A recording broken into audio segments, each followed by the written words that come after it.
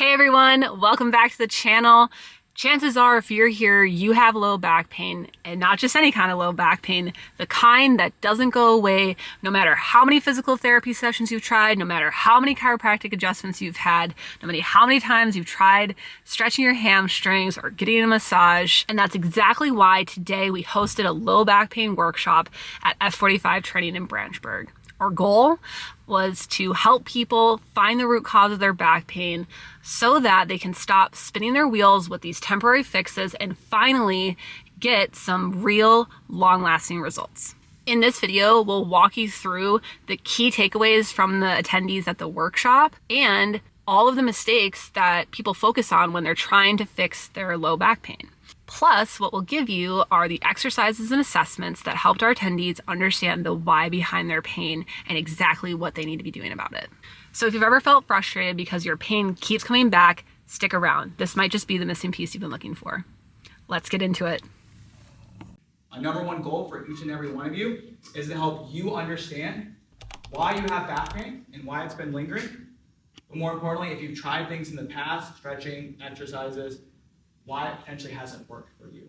So just a show of hands, who here currently has back pain or history of back pain? Yeah, just want to ask. Okay. And that's really going to be the core premise of today's workshop, guys, is root cause. You're going to hear me say it a ton. And so root cause is essentially, why do I have pain in the first place, right? So when you go to the ortho and they do some imaging, they might tell you have arthritis, you might have disc herniations, okay? Yes, why those can cause pain in the back, it is not the reason why you have back pain. Those things, they happen for a reason, and that's what we're going to figure out today, okay? And so every single patient that comes into our world has been somewhere before. So show of hands, who here has been to a chiropractor for treatment for the back pain? Okay, and so oftentimes, what patients tell us when they go to the chiropractor is they lay on the table, they get ice, heat, stim, and adjust, and then they get sent out the door.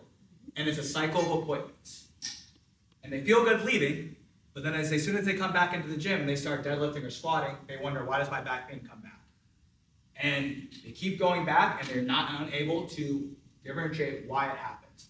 And so my first question to them is this: has that chiropractor ever looked at your deadlift? Have they ever looked at your squat? Have they ever looked at that movement pattern to potentially see why is the back pain happening in those movements? Okay, so that's one reason. Show of hands, who here has been to PT before? Okay, you guys find it helpful? Yeah. Kinda? Yeah. Iffy? Not so much? I'm sorry. What's your name, brother? Paula. Yeah, honestly, majority of our patients, I call it the big four. Twinborough, Kessler, Americare, and Jack. Every single one of our patients that have tried PT have been to those four places.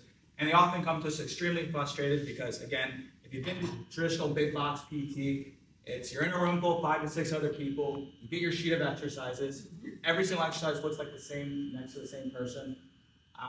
So interesting, I had a new patient yesterday tell me, every time I went to PT, I felt like just a number. I was just there so they could bill my insurance, but I wasn't actually getting better.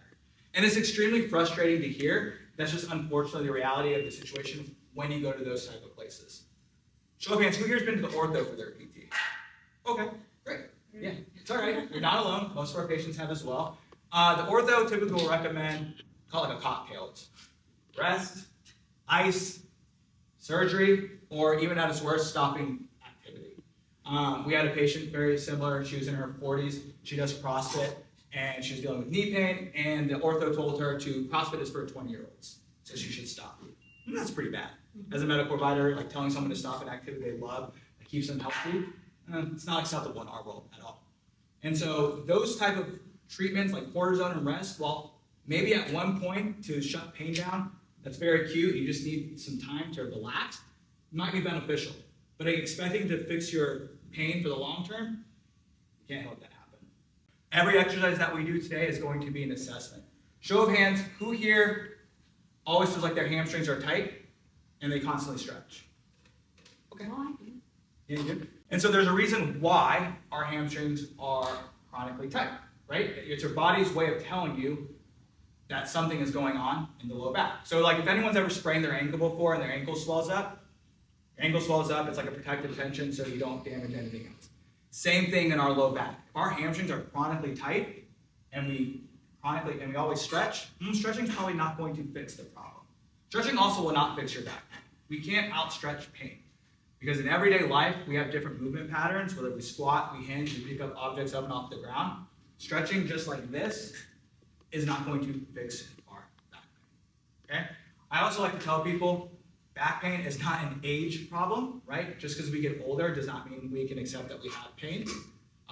Back pain is very much a movement problem. And if it is a movement problem, we need movement solutions. And that's how we have to figure out the root cause, okay?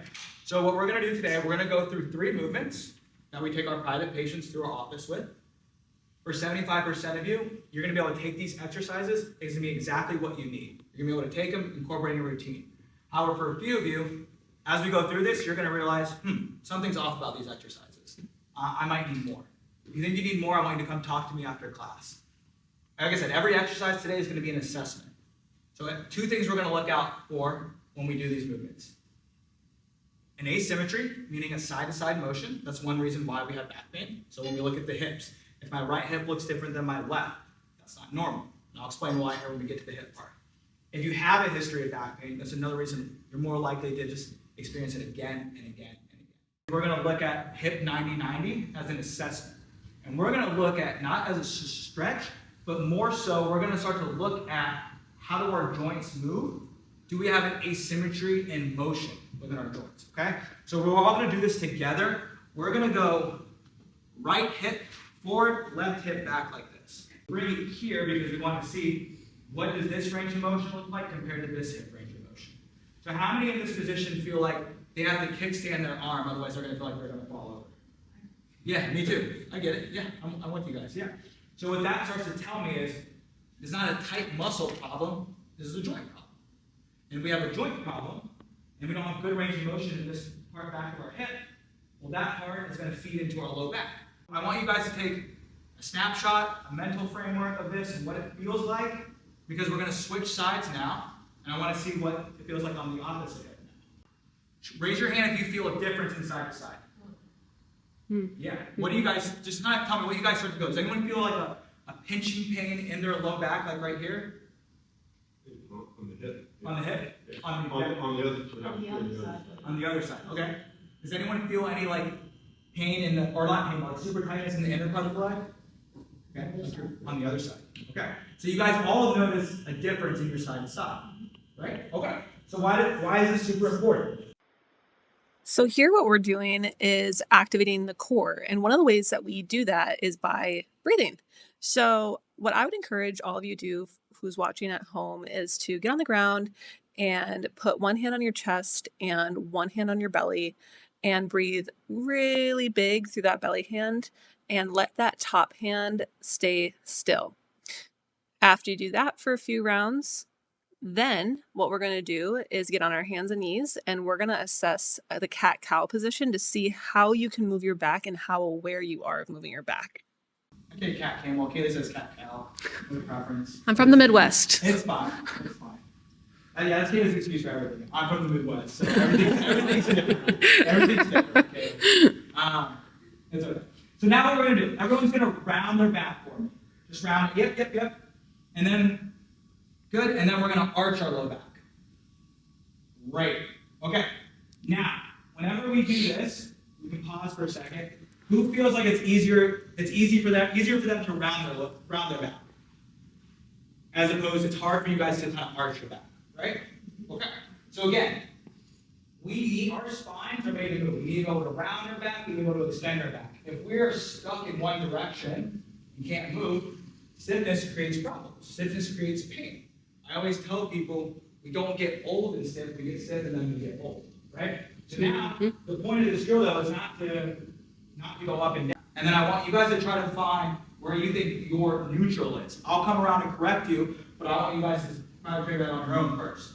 So yep, just go through it, and once you try to find your neutral, pause there, and I'm going to come around and make sure that it's neutral. Now, how many of you guys know if you feel like you shift to one side versus the other when you squat? Meaning like, when I squat, I put more pressure on my right and my left. Yeah, not normal. And that's a direct byproduct of not having good range of motion in the hips. Now, I'll never take anyone out of the gym. We always try to figure out a way to keep people in the gym, modify. But when you add like load, volume, and fatigue to any movement, It's just a train on the tracks that's eventually going to break down. It doesn't know when, but it'll happen. Okay? So I want you guys to think like muscles are dumb, joints are smart. Meaning muscles can always be tight because it's always going to get us through the movement. But then that's what leads to pain. So in order to actually fix the problem, we need to start to figure out how to increase the motion within our joints. So you guys can start to see, connect the dots on like why that exercise would be a very useful assessment. Because now we can start to paint the picture. If I have an asymmetry and imbalance in either hip, well, now we can start to put the pieces in play when I'm working out in the gym. If I can get through the movement, fine. But then afterwards, we're always wondering, well, every time I squat, I get pain. I don't know why, but I can still do it. And every time I try to brace my core, I go, and my ribs come up. You guys see, remember the tower example? Every time that I breathe in, now my tower is unstable. Yeah. So now every time I go to do a deadlift, if my back is on a neutral space or neutral spine, I am using these muscles here to crank my low, to like really activate my low back. How many of you guys actually don't feel back pain when you're lifting, but you feel it afterwards? Or you feel your back kind of after you lift?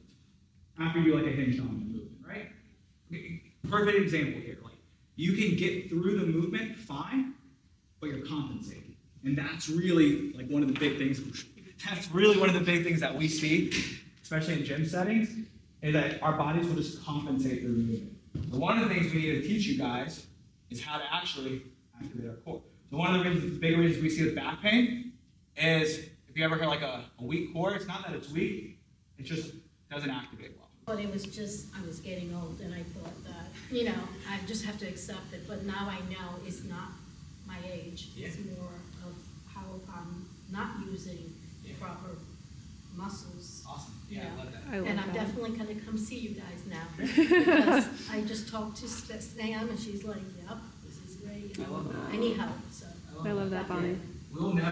If today's workshop taught us anything, it's that fixing the root cause of the problem is the very first step at solving your pain long term. And we solve the real problem, not only do you feel better, but you get to say no less to the things that you want to do. If you found this video helpful, go ahead and like and subscribe so that you don't miss out on any expert advice from our root cause doctors giving you advice on how to stay moving pain-free. If you are in the Bridgewater area and if you want to inquire about working with us, you can go ahead and fill out the form in our description to see if you're a good fit for what we do. Thanks, guys.